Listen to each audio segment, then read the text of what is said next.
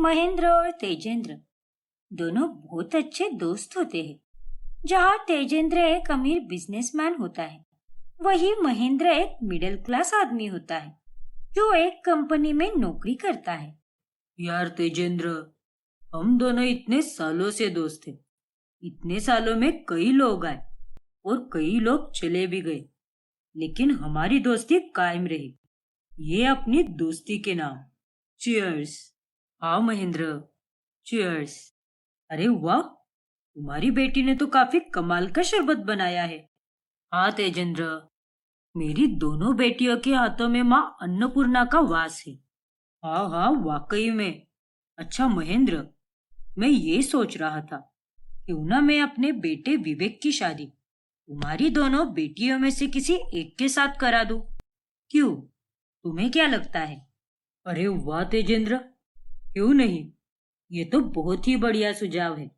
इस दोस्ती के नाते को समधी के नाते में बदलने में मुझे बहुत खुशी होगी। अरे मैं तो खुद तुझसे इस बारे में बोलने वाला था। एक तरह से तूने मेरी मुंह की बात छीन ली। चलो बढ़िया है। वैसे महेंद्र, मेरा बेटा विवेक अंधा है। कुछ सालों पहले एक हादसे में उसने अपने आंखों की रोशनी खो दी। आशा करता हूँ कि उसके अंधे होने से तुझे कोई एतराज नहीं होगा। अरे तू पागल है क्या? मुझे कोई एतराज नहीं है। मेरी बेटी का रंग काला है, वही छोटी वाली बेटी गोरी है। इंसान के बाहरी रूप से उसकी अच्छाई, उसकी खूबी और उसका स्वभाव परखा नहीं जा सकता। ये सारी दकियानुसी और बेतुकी बातें हैं, और मेरी दो बेटियों का भी यही विचार है। अरे वाह, ये तो बहुत बढ़िया है। तेरे और तेरी दोनों बेटियों के विचारों को सुनकर मुझे बहुत अच्छा लगा मेरे दोस्त। तेजेंद्र का बेटा विवेक अंधा होता है, वही महेंद्र अपनी बड़ी बेटी झिलमिल और छोटी बेटी आंचल के साथ रहता है। झिलमिल एक शॉप में काम करती है, वही आंचल अपने कॉलेज के लास्ट ईयर में होती है। और उन दोनों की माँ सुमन का कुछ सालों पहले ही देहांत हुआ होता है। झिलमिल बिटिया, अब तुम्हारे हाथ पीले करने का वक्त आ गया है। मेरा दोस्त है ना तेजेंद्र ठाकुर, उसके बेटे विवेक को चुना है मैंने तुम्हारे लिए। लेकिन वो बेचारा अंधा है। लेकिन मुझे पूरी उम्मीद है कि तुम्हें इस सब से कोई एतराज नहीं होगा। जी बाबूजी, मुझे कोई एतराज नहीं। आपने अगर मेरे लिए कोई लड़का चुना होगा तो वो अच्छा ही होगा। और वैसे भी मैं तो अपने मन की आंखों से दूसरों की सुंदरता देखती हूँ। विवेक ठाकुर बहुत अच्छा लड़का है। मैं उसे सोशल मीडिया पर भी फॉलो करती हूँ। वो अंधा जरूर है, लेकिन उसके बावजूद भी वो बहुत अच्छा गिटार बजाता है और साथ ही क्या मधुर गीत गाता है। और झिलमिल दीदी, आपकी और विवेक की जोड़ी एकदम मस्त लगेगी। आंचल की बातें सुनकर झिलमिल शर्मा जाती है। फिर जब महेंद्र झिलमिल और विवेक को मिलवाता है तभी। हेलो झिलमिल, कैसी हो तुम? मैं ठीक हूँ विवेक जी, आप कैसे हो? बस बढ़िया झिलमिल। पापा बता रहे थे तुम्हारे बारे में। हाँ विवेक जी, मुझे भी मेरे पापा आपके बारे में बहुत सी बातें बता रहे थे। और तो और मैंने आपके गाने भी सुने हैं। बहुत अच्छी और मनमोहक आवाज है आपकी। थैंक यू झिलमिल। विवेक जी, अगर आपको कोई एतराज ना हो तो आप मुझे कोई अच्छा सा गाना सुनाकर दिखा सकते हैं क्या? हाँ झिलमिल, क्यों नहीं। फिर विवेक झिलमिल को गिटार बजाकर गाना गाकर सुनाता है और इस तरह वो दोनों खूब सारी बातें करते हैं। और पहली ही मुलाकात में उनके बीच काफी अच्छा बॉन्ड बन जाता है।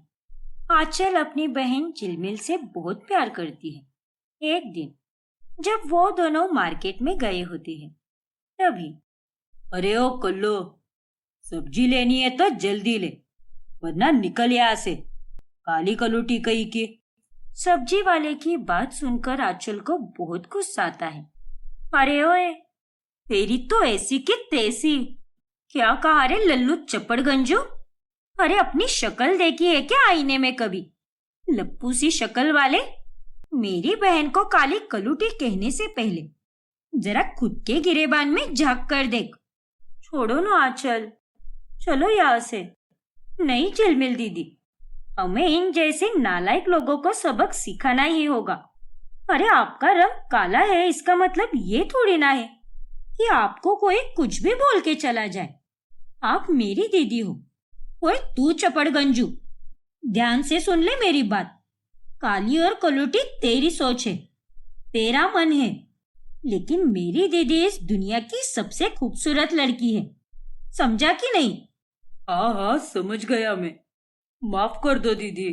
फिर घर आने के बाद, आंचल, मैं सच में बहुत लकी हूँ जो मुझे तुझ जैसी छोटी बहन मिली। और मैं अच्छे से जानती हूँ कि तेरे होते हुए मेरे जीवन में कभी मुसीबत नहीं आएगी। हाँ दीदी, लेकिन मैं तो आपसे भी ज्यादा लकी हूँ क्योंकि आप मेरी दीदी हो। और आप ना टेंशन मत लिया करो, मैं तो बस उम्र में ही छोटी हूँ, लेकिन अच्छे अच्छे को सबक सिखा सकती हूँ। बस कोई मेरी दीदी की तरफ आंख उठा कर तो दिखाए, फिर तो मैं उसकी आंखें ही नोच लूंगी। भगवान करे कि तुम दोनों बहनों में इसी तरह प्यार और इज्जत बनी रहे। बच्चियों, मैं चाहे इस दुनिया में रहूं या फिर ना रहूं, लेकिन तुम दोनों एक दूसरे का साथ कभी मत छोड़ना और हमेशा एक दूसरे की ढाल बनकर एक दूसरे की रक्षा करना। पापा, आप कहीं नहीं जा रहे हो। अभी तो आप जवान हो और अब तो आपको बहुत जीना है, बहुत सी चीजें भी देखनी है। हाँ पापा, दीदी बिल्कुल सही कह रही है। तुम दोनों भी ना, सच में। अब विवेक और झिलमिल एक दूसरे को अक्सर मिला करते हैं और उनकी नजदीकियां बढ़ने लगती हैं। वो दोनों अब एक दूसरे को पसंद करने लगते हैं। अरे विवेक बेटा, झिलमिल कैसी लगी तुम्हें? तुम्हें इस शादी से कोई एतराज तो नहीं है ना? हाँ बेटा, अगर तुम्हें कोई एतराज हो तो तुम इस रिश्ते को साफ साफ मना कर सकते हो। हम तुम पर कोई जोर जबरदस्ती नहीं करेंगे। अरे नहीं माँ पापा, मुझे इस शादी से कोई प्रॉब्लम नहीं है। मुझे झिलमिल बहुत पसंद है और मैं उसी के साथ शादी करूंगा। मुझे पता था बेटा, महेंद्र की दोनों बेटियां बहुत संस्कारी और गुणवान हैं। उसने उन्हें बहुत अच्छी परवरिश दी है और मुझे इस बात की बहुत खुशी है कि तुमने एकदम सही फैसला लिया है। फिर पंडित जी शादी का मुहूर्त निकालते हैं और अब शादी की तैयारियां शुरू हो जाती हैं। ऐसे में एक दिन झिलमिल अपनी सहेली रिंकू से मिलती है। यार झिलमिल, वो कितना अच्छा दिखता है यार, और उसके गाने भी सोशल मीडिया पर बहुत मशहूर है। कुछ 50-60 हजार फॉलोअर्स है उसके। हाँ रिंकू, मुझे भी विवेक जी बहुत पसंद आने लगे हैं और मैं बहुत खुश हूँ क्योंकि मुझे जैसा पति चाहिए था, विवेक जी बिल्कुल वैसे हैं। विवेक जी के माता पिता भी बहुत अच्छे लोग हैं। हाँ झिलमिल, वो बात तो है, लेकिन तुझे नहीं लगता क्या कि विवेक से शादी करने के बाद तेरी लाइफ में प्रॉब्लम्स आ सकती है? क्या प्रॉब्लम्स? लेकिन रिंकू, वो ऐसा क्यों बोल रही है? देख झिलमिल, मेरी बात का बुरा मत मान, लेकिन तू तो जानती है ना कि लोग तेरे काले रंग के बारे में कितने ताने कसते हैं, ना तिरस्कार करते हैं तेरा। और अब जब तू एक अंधे लड़के से शादी करेगी तो तुझे दुनिया और बुरा भला बोलेगी। मैं और तेरे चाहने वाले तो असली सुंदरता की परिभाषा जानते हैं, लेकिन इस जालिम दुनिया के लोगों के लिए सुंदरता की परिभाषा कुछ और ही है। ये लोग तो बाहर की सुंदरता को ही महत्व देते हैं। रिंकू, मैं तेरी चिंता को भली भांति समझ सकती हूँ, लेकिन सच कहूँ तो मुझे अब दुनिया वालों से कुछ लेना देना नहीं रहा। मेरे पापा कहते हैं, हम चाहे कुछ भी करें, लोग कुछ ना कुछ तो बोलते ही रहेंगे। अरे कोई हमें संभालने तो आता नहीं है, ना ही हमारे खर्चे उठाता है, तो फिर हम उनकी बातों को अपने दिल पर क्यों लगाए? हाँ यार, तेरी ये बात भी सही है। तुझे पता है रिंकू, मैंने बचपन से लेकर आज तक बहुत सहा है, लेकिन अब मैं मेरे सारे दुख सहकर मजबूत बन गई हूँ। और कोई अच्छा बोले या बुरा बोले, मुझे उससे कोई फर्क नहीं पड़ता। मेरे लिए मेरी दुनिया केवल मेरा मायका, मेरा ससुराल और मेरे थोड़े बहुत चहीते दोस्त ही है, जो मेरी पूरे दिल से इज्जत करते हैं और मुझे कभी भी बुरा फील नहीं होने देते। वाह झिलमिल, तेरी सोच तो सच में काफी कमाल की है। जहाँ बाकी के लोग अपनी कमियों पर रोते हैं, वही तूने मजबूत होकर अपने आप को अपनी कमियों के साथ अपनाया है और अपनी लाइफ को इतने अच्छे से जी रही है। हर किसी को ऐसा ही जज्बा रखना चाहिए और ऐसे ही लाइफ को जीना चाहिए। हाँ रिंकू। फिर एक दिन शादी की शॉपिंग करते करते अचानक से झिलमिल और आंचल को एक मंदिर दिखता है और वो दोनों उसमें दर्शन करने जाती है। मंदिर के बाहर निकलते ही एक बुढ़िया उनके सामने आती है। दीदी, आपके पास अगर खुले पैसे होंगे तो दे दो ना इन्हें। हाँ अचल, अभी देती हूँ। ये लीजिए काकी जी। खुश रहो बच्चियों। धन्यवाद काकी जी। बच्चियों, तुम दोनों के चेहरे को देखकर मैंने सब कुछ पढ़ लिया है। तुम दोनों की किस्मत बहुत बड़ा खेल खेलने वाली है, ऐसा खेल जो सब कुछ बदल देगा, सब कुछ। इतना कहकर वो बूढ़ी औरत वहां से चली जाती है। ये काकी जी ने क्या कहा अभी? तुझे कुछ समझा क्या आंचल? नहीं दीदी, मेरे तो दिमाग के ऊपर ही गया सब कुछ। छोड़ो ना वो सब। ये बूढ़े लोगों की तो आदत ही होती है, ऐसे ही कुछ भी बोलते रहते हैं। इनकी बातों पर इतना ध्यान मत दो दीदी। अब चलो जल्दी, हमारी ढेर सारी शॉपिंग बाकी है अभी। हाँ चल, तूने बिल्कुल सही कहा। चल जल्दी निकलते हैं। फिर रात में घर आने के बाद झिलमिल और विवेक एक दूसरे के साथ फोन पर बातें करते हैं। विवेक जी, मुझसे तो रहा ही नहीं जा रहा। ना जाने कब वो दिन आएगा जब मैं हमेशा हमेशा के लिए आपकी बीवी बन जाऊंगी। हाँ झिलमिल, अब तो मुझसे भी रहा नहीं जा रहा। विवेक जी, मैं आपको तहे दिल से शुक्रिया कहना चाहती हूँ, क्योंकि मैं जैसी हूँ वैसे ही आपने मुझे स्वीकारा है और मुझे अपनी बीवी के तौर पर चुना है। अरे झिलमिल, इसमें शुक्रिया कहने वाली क्या बात है भला? अब तुम हो ही इतनी सुंदर, भला कोई तुम्हें कैसे ना स्वीकारे। उल्टा ये तो मेरी खुशनसीबी है कि मैं तुमसे शादी कर रहा हूँ। तुम्हारे साथ बिताया गया हर एक पल बहुत अच्छा रहा और मैं हमेशा से ही ऐसी ही बीवी चाहता था जैसी तुम हो झिलमिल। हाय, ये सुनकर तो मुझे बहुत अच्छा लगा। और आपको पता है, मुझे भी हमेशा आपके जैसा ही पति चाहिए था और अब मेरी वो ख्वाहिश भी पूरी होने जा रही है। अरे वाह, चलो बढ़िया है। देखते ही देखते शादी का दिन आ जाता है और विवेक और झिलमिल दोनों की धूमधाम से शादी हो जाती है। लेकिन जब सभी लोग खाना खाने में व्यस्त होते हैं, तभी महेंद्र को एक कॉल आता है और गाने के शोर शराबे से बचकर वो छत पर बात करने के लिए चला जाता है। हाँ भाई साहब, बोलिए। वो नीचे आवाज ही नहीं आ रही थी। हाँ हाँ, धन्यवाद साहब, लेकिन आप आए नहीं शादी में। अच्छा अच्छा, कोई बात नहीं। महेंद्र फोन पर बात करने के चक्कर में ये देखता ही नहीं कि आगे छत का किनारा है और वो अचानक से किनारे के पार जाकर ऊपर से नीचे गिर जाता है और उसकी वहीं पर मौत हो जाती है। पापा! महेंद्र, ये क्या हो गया? नहीं, मेरे पापा!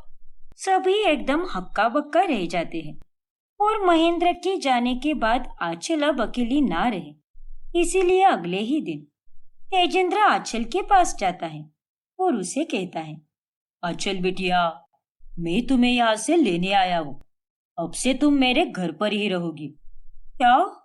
लेकिन मैं वहां पर कैसे रह सकती हूँ काका? वो तो मेरे दीदी का ससुराल है अभी। देखो आंचल, वो तुम्हारे दीदी का ससुराल होने से पहले तुम दोनों का अपना घर है, क्योंकि तुम मेरी बेटी हो।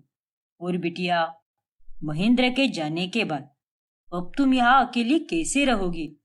नहीं बिटिया, एक पिता होने के नाते मैं अपनी बेटी को कभी अकेला नहीं छोड़ूंगा, चलो, अब से तुम हमारे साथ ही रहोगी। आपका बहुत बहुत धन्यवाद तेजेंद्र काका। इतना कहकर आंचल तेजेंद्र के गले लगती है और अब बाकी के सारे सामान के साथ साथ आंचल ठाकुर निवास में अपने कदम रखती है और उसे अपने ससुराल में देखकर झिलमिल एकदम हैरान रह जाती है। अब आगे कहानी में क्या होगा जानने के लिए हमारा अगला भाग देखना ना भूलें। और अगर आपने हमारा चैनल सब्सक्राइब नहीं किया है तो अभी सब्सक्राइब कीजिए और बेल आइकन दबाना ना भूलें। स्वर्णा अपनी सास देवयानी, ससुर कुलदीप और पति अनुराग के साथ रहती है। एक दिन की बात है। अरे स्वर्णा बहू, समदन जी का फोन आया था मुझे। वो कह रही थी कि तुम ना तो उनका फोन उठा रही हो और ना ही उनके मैसेजेस को रिप्लाई कर रही हो। अच्छा, ऐसी बात है क्या? हाँ बहू, चली जाना 2 दिन अपने मायके। अरे उन्हें भी अच्छा लगेगा। उन्होंने तुझे कितनी बार बुलाया है, लेकिन तुम हो कि अपने मायके ही नहीं जाती। माँ जी, मैं मम्मी से बाद में बात कर लूंगी, आप चिंता मत कीजिए। हाँ बहू, वैसे भी अगले हफ्ते हम गांव जा रहे हैं, तो उस टाइम पर तू भी अपने मायके चली जा। अनुराग भी शायद अपनी बिजनेस ट्रिप पर जाने वाला है, तब यहाँ ससुराल में तू अकेली रहकर क्या करेगी? क्यों कुलदीप जी? हाँ देवयानी, तुमने बिल्कुल सही कहा। अरे नहीं माँ जी, आप नहीं जानती, आजकल हमारे मोहल्ले में चोरी चकारी काफी बढ़ चुकी है। ऐसे में हमारा घर बंद रखना सही नहीं होगा। ये रिस्क तो मैं बिल्कुल भी नहीं ले सकती। तो फिर तू एक काम कर, अपने मायके वालों को ही यहाँ पर बुला ले। हाँ, ये भी सही रहेगा। घर भरा भरा सा रहेगा और तुम्हें भी कहीं जाने की कोई जरूरत नहीं होगी। ठीक है, मैं देख लूंगी मुझे क्या करना है। आप लोग टेंशन मत लीजिए। इतना कहकर स्वर्णा वहां से चली जाती है। फिर अगले दिन स्वर्णा को उसकी माँ का वीडियो कॉल आता है और तभी वो फोन रिसीव करती है। हाँ बोलो मम्मी, कैसी हो आप? अरे मैं तो ठीक हूँ बेटा, तू बता कैसी है? और हमारा फोन क्यों नहीं उठा रही थी तू? क्या हुआ है? हमसे नाराज है क्या तू? नहीं माँ, मैं तो ठीक हूँ। और मैं आप लोगों से नाराज क्यों होंगी भला? वो तो बस ससुराल के कामों से फुर्सत ही नहीं मिलती। कब सुबह से रात हो जाती है पता ही नहीं चलता। चल कोई बात नहीं, लेकिन तेरी तबीयत इतनी उतरी उतरी से क्यों लग रही है? वह ससुराल में कुछ खाती पीती है या नहीं? मैं तो कहती हूँ कि यहाँ पर आजा 2 दिन के लिए। मेरे हाथ का खाना खिला खिला कर तुझे एकदम टकाटक करती हूँ मैं। हाँ मम्मी, जरूर आऊंगी मैं। बता फिर कब भेजू तेरे भैया को तुझे लेने के लिए? मेरी लाडो रानी अपने मायके कब आ रही है? ओह गॉड, फिर से वही। हेलो हेलो बेटा, आवाज आ रही है ना? नहीं मम्मी, आपकी आवाज ही नहीं आ रही। क्या? ऐसे कैसे? मुझे तो तेरी आवाज अच्छे से सुनाई दे रही है और मुझे तो तू अच्छे से दिखाई भी दे रही है। मम्मी लगता है नेटवर्क का इशू है। मैं आपको बाद में कॉल करती हूँ, ठीक है? रखती हूँ मैं फोन, बाय। लेकिन बेटा बेटा सुन तो। स्वर्णा जानबूझकर वीडियो कॉल कट कर देती है। जिसे देखो वो बस मेरे ही पीछे पड़ा हुआ रहता है। लेकिन आखिर किसे बताऊं कि मायके के 2 दिन मेरे लिए कितने भारी पड़ सकते हैं और मैं अपने मायके क्यों नहीं जा सकती। फिर एक दिन स्वर्णा अपनी सहेली आहाना के साथ बाहर जाती है। क्या हुआ आहाना? पिछले हफ्ते जब मैंने तुझे वीडियो कॉल किया था तभी तो तेरा चेहरा एकदम सोने की तरह चमक रहा था, लेकिन आज इतना उजड़ा उजड़ा सा क्यों है? अरे स्वर्णा, जब तूने मुझे वीडियो कॉल किया था तब मैं अपने मायके में थी और अब मैं अपने ससुराल में आ चुकी हूँ। और तुझे तो पता ही है ना, ससुराल किसी कैद खाने से कम नहीं होता। मायके की लाइफ तो एकदम बेस्ट होती है। हाय, मैं तो कहती हूँ कि हर लड़की को महीने में 2 दिन के लिए तो अपने मायके जरूर जाना चाहिए। ना बाबा ना, मुझे नहीं चाहिए ऐसा सुख। मैं अपने ससुराल में ही ठीक हूँ। अरे ये तू क्या बोल रही है? अरे तू इकलौती लड़की है जिसे मैंने ये कहते हुए सुना है।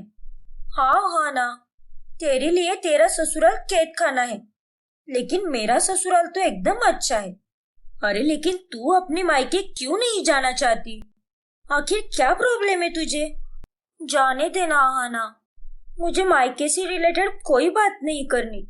चल ना, गोलगप्पे खाते हैं, बहुत दिनों से नहीं खाए। ओके बाबा, ठीक है। फिर एक दिन, स्वर्णा, आज मेरी मीटिंग तुम्हारे मायके के एरिया में ही है। सुबह मैं तुम्हें तुम्हारे मायके ड्रॉप कर दूंगा और रात को घर आते समय लेते आऊंगा। चलो, तुम्हें भी अच्छा लगेगा। हाँ स्वर्णा बहू, चली जा अनुराग के साथ। और वैसे भी आज हमारा व्रत है, वो सीधे कल सुबह ही खोलेंगे हम, तो आज तो कोई खाना भी नहीं बनाना है। हाँ बहू, तुम्हारे घर वाले भी तुम्हें बहुत याद करते हैं। अरे नहीं अनुराग, तुम्हें जाना है तो तुम जाओ कर आओ, मैं नहीं आऊंगी तुम्हारे साथ। आज मेरी सहेली आहाना का जन्मदिन है, और वैसे भी मैं जब अपने मायके जाऊंगी तब लंबे समय के लिए रहना चाहूंगी। 1-2 दिन में मेरा मन नहीं भरेगा। ठीक है स्वर्णा, तुम्हारी बात भी सही है। हाँ अनुराग, अभी के लिए तुम चले जाओ, मैं अगले महीने चली जाऊंगी। अरे महीनों से बस अगले महीने ही करती जा रही है तू, ना जाने कब जाएगी तू। माँ जी, मुझे जब जाना है मैं तब जाऊंगी। आपको मेरे यहाँ रहने से कोई प्रॉब्लम होती है क्या?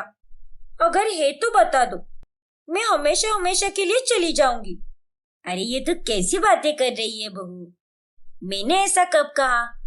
देखो बहू, देवयानी के कहने का मतलब वो नहीं था। मैं अच्छी तरह से समझती हूँ कि कौन क्या कहना चाहता है। फिर एक दिन स्वर्णा की ननद अमृता अपने मायके में कुछ दिन रहने आती है। अरे स्वर्णा भाभी, माँ बता रही थी कि आप अभी तक अपने मायके ही नहीं गई। अरे 6 महीनों बाद मैं यहाँ पर आई हूँ, और आपने तब कहा था कि अगले हफ्ते आप अपने मायके जाने वाली हो, लेकिन यहाँ पर तो 6 महीने गुजर गए और अभी तक आप अपने मायके नहीं गई। अरे ऐसी बात नहीं है अमृता, मैंने कई बार मायके जाने की प्लानिंग की, लेकिन हर बार ऐन वक्त पर प्लान ही कैंसिल होता गया। तुम्हें तो पता ही है ना, ससुराल में कितने काम होते हैं, और ऊपर से मैं अपने ससुराल को लेकर बहुत प्रोटेक्टिव हूँ। लेकिन फिर भी भाभी, थोड़े दिनों के लिए ही सही, लेकिन आपको अपने मायके जाना चाहिए था। हाँ अमृता, मैं जरूर जाऊंगी अपने मायके, तुम इतनी चिंता मत करो। अब स्वर्णा बहुत ही ज्यादा गुस्सा करने लगती है। जिसे देखो बस मुझे मायके ट्रांसफर करना चाहता है।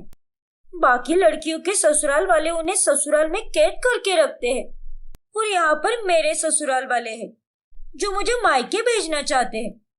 एक नंबर के एंटिक पीस है ये लोग। अरे लड़कियां अपने मायके आराम करने के लिए जाती है, लेकिन किसी को ये बात क्यों नहीं समझ आती कि मैं अपने ससुराल में खुश हूँ, एकदम आराम से हूँ, कुछ काम ही नहीं होता यहाँ पर। तो फिर मैं अपने मायके क्यों जाऊँ आराम करने, जबकि मैं अपने ससुराल में ही आराम कर सकती हूँ। फिर एक दिन अनुराग स्वर्णा से कहता है, अरे स्वर्णा, मुझे आज ही तुम्हारे पापा का फोन आया था। उनका अगले हफ्ते जन्मदिन है, इसीलिए वो ये चाहते हैं कि हम दोनों वहां पर रहने जाए। 1 हफ्ते पहले ही बुला रहे हैं वो, लेकिन मैं 1 हफ्ते पहले नहीं आ सकता, यहाँ पर बहुत सारे काम पड़े हैं। लेकिन मैं तुम्हें 1 हफ्ता पहले छोड़ दूंगा वहां पर, और मैं जन्मदिन के 1 दिन पहले ही आ जाऊंगा। अरे नहीं नहीं, ऐसा मत करो, मैं भी तुम्हारे साथ 1 दिन पहले ही चलूंगी। मुझे वहां पर 1 हफ्ते पहले नहीं जाना है। क्या? अरे ये तुम्हें क्या हो गया है स्वर्णा? तुम क्यों बार बार टालती रहती हो अपने मायके जाना? 1 साल होने आया है, मैं कब से नोटिस कर रहा हूँ। अरे नहीं अनुराग, वैसी कोई बात नहीं है।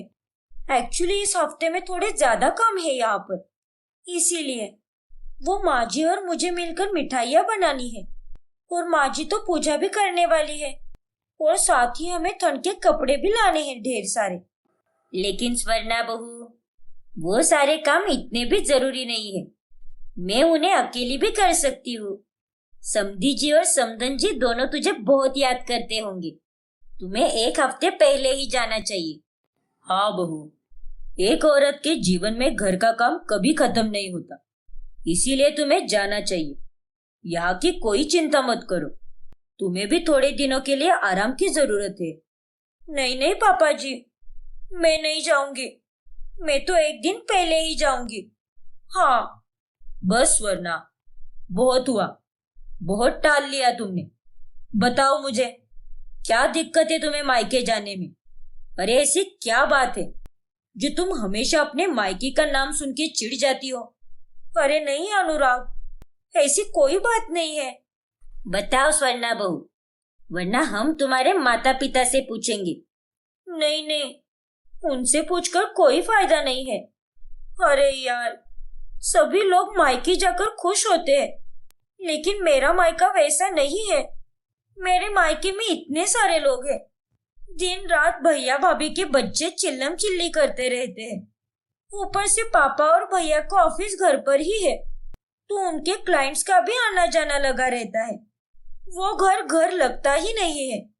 प्राइवेसी नाम की कोई चीज ही नहीं है वहां पर। तो आप लोग ही बताओ, क्या करूंगी मैं अपने मायके जाकर? याद तो मुझे भी उनकी बहुत आती है, लेकिन मैं दिन में एक बार तो उनसे बातचीत तो करती ही हूँ ना। तो वहां पर जाने की क्या जरूरत है? देख बहू, तेरी सारी बातें मैं समझ सकती हूँ, लेकिन तू यहाँ पर खुदगर्ज होकर सोच रही है। तुझे अपने माता पिता के पास नहीं जाना है, लेकिन उन्हें तो तेरी याद आती होगी ना, तो तू उनके लिए चली जा 2 दिन। हाँ बहू, अभी देख, अमृता को अपने ससुराल गए 2 दिन नहीं हुए, लेकिन फिर भी हमें उसकी याद आती है। अरे तुम तो उनकी बेटी हो, जैसे हमें अमृता के लिए लगता है वैसे उन्हें भी तुम्हारे लिए लगता होगा कि 2 दिन अपनी बेटी के साथ गुजारे। 2 दिन में कोई आसमान टूटने वाला नहीं है स्वर्णा। तुम किसी और के घर नहीं, बल्कि अपने खुद के घर जाने वाली हो। तीनों की बातें सुनकर स्वर्णा को बहुत बुरा लगता है और उसे अपनी गलती समझ आती है। आप तीनों की बातें सुनकर तो मुझे बहुत शर्मिंदगी हो रही है। मैंने हमेशा केवल अपने बारे में ही सोचा है, लेकिन कभी अपने मम्मी पापा के बारे में नहीं सोचा। हाँ बहू, घर में जब तक माँ होती है तब तक मायका मायका होता है, लेकिन एक बार माँ चली जाती है ना, तो वो मायका सिर्फ एक घर बनकर रह जाता है। हाँ माँ जी, मेरी आंखें खोलने के लिए बहुत बहुत शुक्रिया। मैं अब अपने मायके जाकर रहूंगी, और 2 दिन के लिए नहीं बल्कि 2 हफ्ते के लिए जाऊंगी। जी भर के रहूंगी अपने मायके। और इस तरह स्वर्णा की आंखें खुल जाती हैं और वो अपने माता पिता के लिए अपने मायके जाकर रहती है। रोहिणी अपनी सास सीमा के साथ रहती है, लेकिन रोहिणी अपनी सास के साथ बहुत बुरी तरीके से पेश आती है। ओ मम्मी जी, ज्यादा नाटक मत करो, समझी ना आप? जल्दी से सारा खाना बना दो। और हाँ, आज खाने में मुझे छोले भटूरे चाहिए। वो खाने का मेरा बहुत मन कर रहा है, तो वो बना देना। वरना आप तो जानती हो, आपका बेटा मेरा पालतू कुत्ता है। उसके मन में आपके लिए जहर घोलने में मुझे जरा भी वक्त नहीं लगेगा। ठीक है बहू, मैं कर दूंगी सारे काम। Very good. बेचारी बूढ़ी सीमा अपनी इस नए जमाने की शातिर बहू से चुपचाप अत्याचार सहती रहती है और किसी से कुछ नहीं कहती। रात में जब हितेन घर पर आता है तभी, वाव, ये आलू टिक्की और दाल फ्राई तो एकदम कमाल के बने हैं। मजा ही आ गया आज तो। रोहिणी, तुम भी धीरे धीरे माँ की तरह खाना बनाने लगी हो। हाँ Hiten, thank you so much. और लो ना। अरे वाह, ये क्या, तुमने पूरे घर की सफाई की है क्या? आज तो पूरा घर एकदम चमकने लगा है। तुम कब से इतनी अच्छी सफाई करने लगी? ओ कम ऑन हितेन, पहले की बात अलग थी। पहले मैं यहाँ ससुराल में नहीं थी, तब मुझे कुछ भी नहीं आता था, लेकिन अब मुझे धीरे धीरे सारा काम आने लगा है। हाँ रोहिणी, वो तो दिख ही रहा है। हितेन खाना खाकर अपने कमरे में चला जाता है। तभी रोहिणी सीमा से कहती है, मम्मी जी, खबरदार आपने हितेन को मेरे बारे में कुछ बताया तो उसके कानों पर यह भनक भी नहीं पड़नी चाहिए कि सारा काम मैं आपसे करवाती हूँ। हाँ रोहिणी बहू, तुम चिंता मत करो, मैं मुन्ना को कुछ भी नहीं बोलूंगी। फिर एक दिन सीमा की तबीयत खराब होती है। वो बिस्तर में बुखार से पूरी तरह तप चुकी होती है, लेकिन उसके बावजूद भी रोहिणी उसे बिस्तर से खींचकर हॉल में लाती है और झाड़ू पोछा देते हुए सारा काम करवाती है। बहू, मुझे चक्कर आ रहे हैं, मेरा बदन भी तप चुका है, मुझे आराम करने दे बहू, मुझसे ये सब नहीं होगा। चुप, एकदम चुप, अपनी ये फालतू की नौटंकी बंद करो माँ जी, वरना मैं आपको ठंड में बाहर बिठा दूंगी। इसीलिए चुपचाप घर में बैठकर सारे काम करो, आई समझ। फिर सीमा काम करते हुए अचानक से चक्कर आकर गिर जाती है और उसे सिर पर चोट लगती है और उसे फौरन हॉस्पिटल ले जाना पड़ता है। रोहिणी, तुम्हारे होते हुए माँ काम क्यों कर रही थी? उनकी तबीयत पहले से ही कितनी खराब थी। अरे हितेन, मैं बाहर सब्जी और दूध खरीदने गई थी और जब घर लौटकर आई तब मम्मी जी को बेहोश देखा। मुझे लगता है कि उन्होंने अपनी मर्जी से सारा काम किया है।